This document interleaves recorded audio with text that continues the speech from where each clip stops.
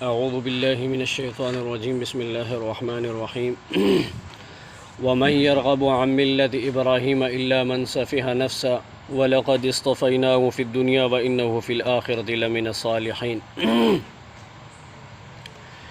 اس سے پہلے حضرت ابراہیم علیہ السلام کی دعاؤں کا تذکرہ تھا کہ ابراہیم علیہ السلام نے پہلے تو اپنے لیے اور اپنی اولاد کے لیے دعائیں مانگی کہ اے اللہ مجھے بھی اور میری اولاد کو بھی اپنا فرمان بردار بنائے رکھنا، اور پھر آخر میں جو اس سے پہلے والی جو دعا تھی وہ یہ تھی کہ اے اللہ تو میری اس ذریت کے اندر ایک ایسا عظیم الشان رسول بھیج دے جو انہی میں سے ہو، جو آپ کی آیتوں کی ان کے اوپر تلاوت کریں اور ان کو کتاب کی تعلیم دیں اور حکمت اور دنائی کی باتیں ان کو سکھائیں۔ اب آج کے سبق کے اندر اس کا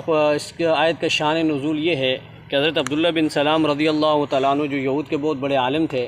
اللہ تبارک و تعالیٰ نے ان کو ہدایت دی اور یہ ایمان لے آئے۔ اس کے دو بھتیجے تھے سلمہ اور مہاجر۔ حضرت عبداللہ بن سلام رضی اللہ تعالیٰ عنہ نے اپنے بھتیجوں کو ترغیب دی، کہا کہ دیکھو بھائی میں عالم ہوں اور میں نے تورات کو پڑھا ہوا ہے، تورات کے اندر جس نبی کی جو صفات ذکر کی گئی ہیں وہ ساری کی ساری محمد الرسول اللہ کے اندر موجود ہیں، اور اللہ تبارک و تعالیٰ نے جس دین کے ساتھ کامیابی کا وعدہ فرمایا ہے اور جس دین کے ساتھ اللہ تبارک و تعالیٰ کی نصرت کا وعدہ وہ دین یہی دین اسلام ہے، تو ایسا کرو کہ آپ اس کو قبول کر لو۔ تو ان میں سے جو ہے حضرت سلمہ نے تو اسلام قبول کر لیا، مہاجر نے اسلام قبول نہیں کیا، اس نے اس سے روگردانی کی۔ اب چونکہ آپ کو میں نے پہلے بتایا تھا کہ یہود اور نصارہ اور مشرکین، بلکہ دنیا کے اندر کوئی ایسا مذہب نہیں ہے جو حضرت ابراہیم علیہ السلام سے اپنا تعلق جوڑتا نہ ہو اور اپنے آپ کو یعنی کہ حضرت ابراہیم علیہ السلام کی طرف منسوب نہ کرتا ہو۔ یہودیوں کا نظریہ بھی یہ تھا کہ ہم ابراہیم علیہ السلام کے دین پر ہیں، عیسائیوں کا نظریہ بھی یہ تھا کہ ہم بھی حضرت ابراہیم علیہ السلام کے دین پر ہیں۔ مشرکین مکہ جو اگرچہ بالکل چٹے جاہل تھے اور بیت اللہ کے اندر ننگے طواف کرتے تھے اور 360 بتوں کی پوجا کرتے تھے، لیکن نظریہ ان کا بھی یہ تھا کہ ہم دین ابراہیمی کو ماننے والے ہیں، باقی سارے لوگ جو ہے دین ابراہیمی پر چلنے والے نہیں ہیں۔ پھر الحمدللہ اللہ تبارک و تعالیٰ نے آخر میں نبی کریم علیہ السلام کی بعثت فرمائی اور آپ علیہ السلام نے دین ابراہیمی کی تجدید کی اور دین ابراہیمی کو صحیح معنی میں لوگوں کے سامنے رکھا کہ یہ ہے دین ابراہیمی۔ تو اب ظاہر بات ہے دین ابراہیمی جو سچا دین ہے اور وہ اسلام، اس کا نام ہے اسلام۔ تو دین ابراہیمی سے روگردانی کرنا جو یوں سمجھے کہ سب سے بڑی بے وقوفی اور حماقت ہے، اور اپنے آپ سے یعنی کہ یوں سمجھے کہ انکار کرنا ہے۔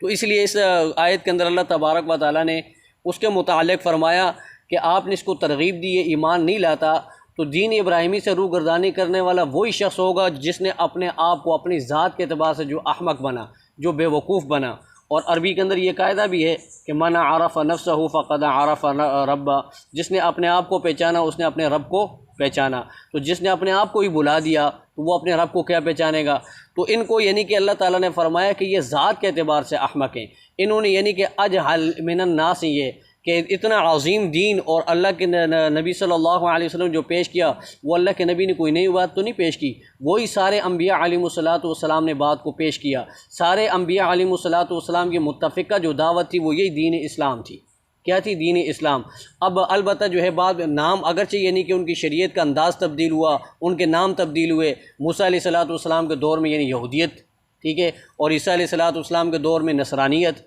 اور اس سے پہلے جو جتنے مذاہب گزرے ہیں اپنے نبی کے دور میں اس کا نام الگ تھا، لیکن مذہب کیا تھا؟ صرف اور صرف اسلام تھا۔ اس لیے کہ قرآن کریم میں اللہ تبارک و تعالیٰ فرماتے کہ ان الدین عند اللہ الاسلام، اللہ کے ہاں سب سے بہترین مذہب جو وہ اسلام ہے۔ اور دوسری جگہ میں اللہ تعالیٰ فرماتے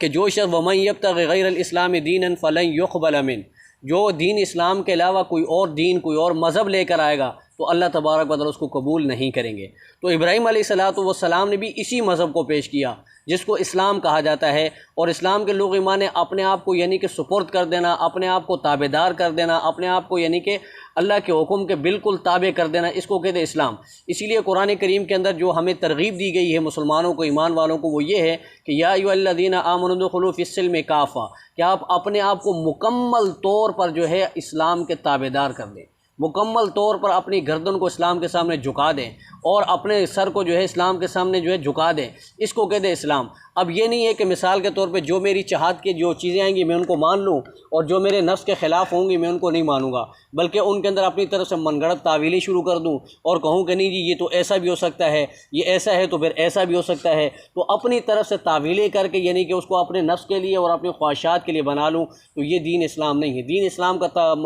تقاضا یہ ہے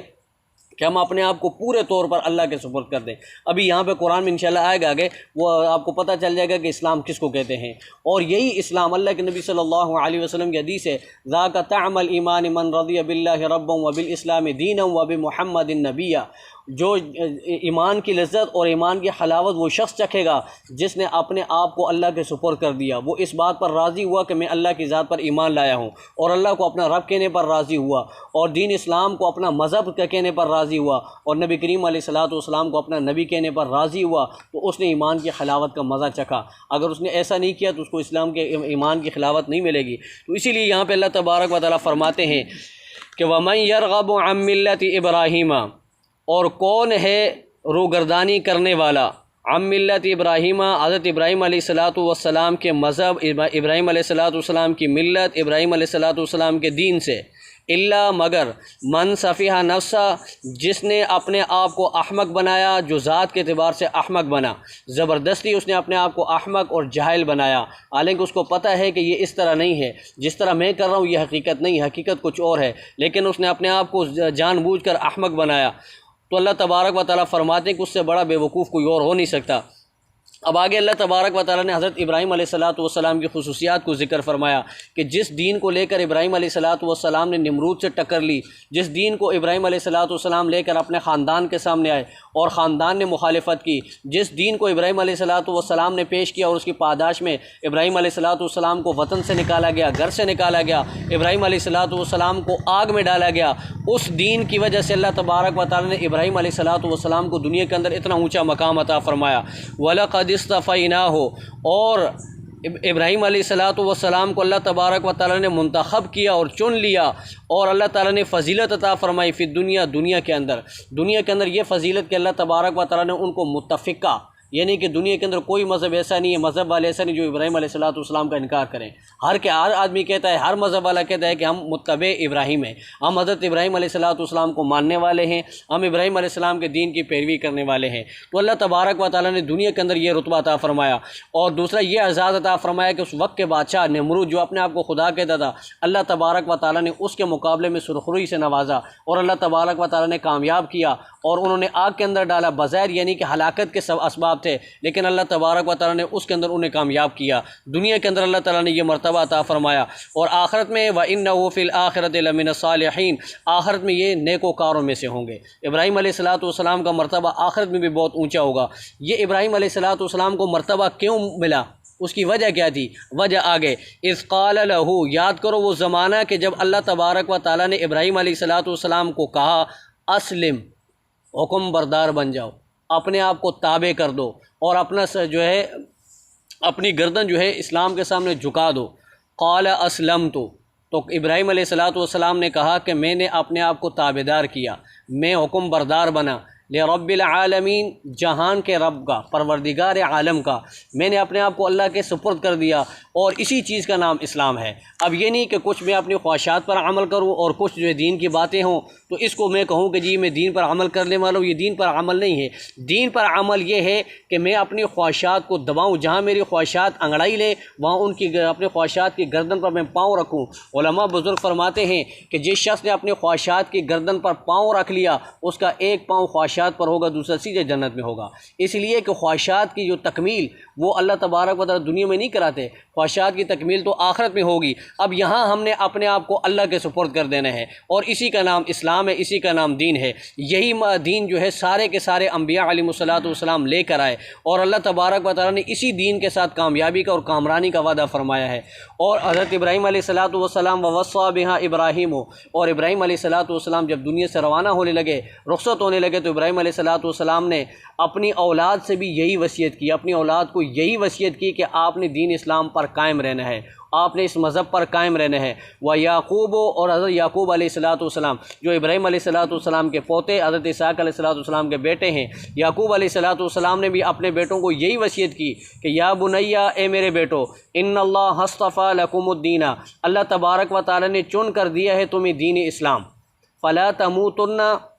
تمہیں موت نہ آئے، الا وانتم مسلمون، مگر اس حال میں کہ تم مسلمان ہو۔ یعنی کہ اپنے آپ کو اس اسلام کے اوپر قائم رکھنا، اور دنیا کے مصائب آئیں، دنیا کی تکلیفیں آئیں، کچھ بھی ہو، لیکن اسلام سے نہ ہٹنا، اور جب تمہارا آخری وقت آئے تو تم حالت اسلام پر تمہاری موت آئے۔ تو آج یہ مذہب اسلام کا ہم سے بھی یہ تقاضا ہے کہ ہم اسلام کو جو ہے کتنا یعنی کہ فالو کر رہے ہیں، اسلام کے اوپر ہم کتنا عمل کر رہے ہیں، اسلام ہماری زندگیوں کے اندر کتنا ہے، کیا ہماری تجارت کے اندر اسلام ہے، کیا میری شادی بیاہ کے اندر اسلام ہے، کیا میرے معاشرے کے اندر اسلام ہے۔ اسلامی قوانین جو ہے ان سے ہمیں ڈر لگتا ہے، ان سے ہمیں وحشت محسوس ہوتی ہے، کیوں ہوتی ہے؟ اس لیے کہ میں اسلام کی طرف پورا آیا نہیں، اور میں نے اپنے آپ کو اسلام کے سپرد نہیں کیا۔ جب میں اپنی گردن کو اسلام کے سامنے سر تسلیم خم کر لیتا نا، تو پھر اسلام کی ساری سزائیں مجھے رحمت لگتی، اسلام کے سارے قوانین مجھے رحمت لگتے۔ آج اسلام کی باتیں مجھے عجیب یعنی کہ عجیب اجنبی سی لگتی ہیں کہ بھائی ایسا بھی ہوتا ہے۔ تو میرے عزیز دوستوں بزرگوں، یہی وجہ ہے کہ ہم نے اسلام کا پورا تقاضا، اسلام کا جو ہم سے یعنی کہ جو تقاضا تھا وہ ہم نے پورا نہیں کیا۔ جب ہم یہ پورا کر لیں گے انشاءاللہ تو اس دن ہم مکمل کامل طور پہ ایمان اور مسلمان کہلائیں گے۔ اسی لیے انبیاء علیہم الصلوۃ والسلام نے وصیت فرمائی، اور اس سے ایک مسئلہ یہ بھی سمجھ میں آیا کہ جب دنیا سے رخصت ہونے لگے تو کسی اہم بات کی وصیت کرنا ہو تو یہ وصیت کرنا انبیاء علیہم الصلوۃ والسلام کی سنت ہے۔ اب کوئی اہم کام ہو جس کا تعلق شریعت کے ساتھ ہو، جس کا تعلق دین کے ساتھ ہو، تو اس کی وصیت کر جانا چاہیے، اس لیے کہ یہ انبیاء علیہم الصلوۃ والسلام کی سنت ہے۔ حضرت یعقوب علیہ الصلوۃ والسلام نے بھی اپنے بیٹوں کو یہی وصیت کی کہ تمہیں موت اس حالت میں آنی چاہیے کہ تم ایمان پر قائم رہو۔ اب یہاں موت کی یعنی کہ نفی نہیں کہ تمہیں موت نہ آئے، یہاں نفی جو ہے اسلام سے ہٹنے کی ہے کہ آپ نے اسلام سے نہیں ہٹنا، حالات کچھ بھی ہوں، ٹھیک ہے، واقعات کچھ بھی ہوں، لیکن اسلام کے اوپر ڈٹے رہنا ہے۔ جب اسلام پر آپ قائم رہو گے تو انشاءاللہ اللہ تبارک و تعالیٰ دنیا اور آخرت تمہاری سنوار دیں گے، اور دنیا اور آخرت میں اللہ تبارک و تعالیٰ تمہیں کامیاب فرمائیں گے۔ اللہ تبارک و تعالیٰ کی بارگاہ میں دعا ہے کہ اللہ تبارک و تعالیٰ ہمیں اسلام کے اوپر عمل کرنے والا بنا دے، اور اللہ تبارک و تعالیٰ جو اسلام کا ہم سے یعنی کہ تقاضا ہے، جو اسلام ہم سے تقاضا کر رہا ہے، اس کے اوپر ہمیں پورا عمل کرنے کی توفیق عطا فرمائے۔ وآخر دعوانا ان الحمد للہ رب العالمین۔ اللہم صلی علی محمد وعلی آل محمد کما صلیت علی ابراہیم وعلی آل ابراہیم انک حمید مجید۔ اللہم بارک علی محمد وعلی آل محمد کما بارکت علی ابراہیم وعلی آل ابراہیم انک حمید مجید۔ ربنا تقبل منا انک انت السمیع العلیم وتب علینا انک انت التواب الرحیم، وصلی اللہ تعالی علی خیر خلقہ محمد وعلی آلہ وصحبہ اجمعین برحمتہ۔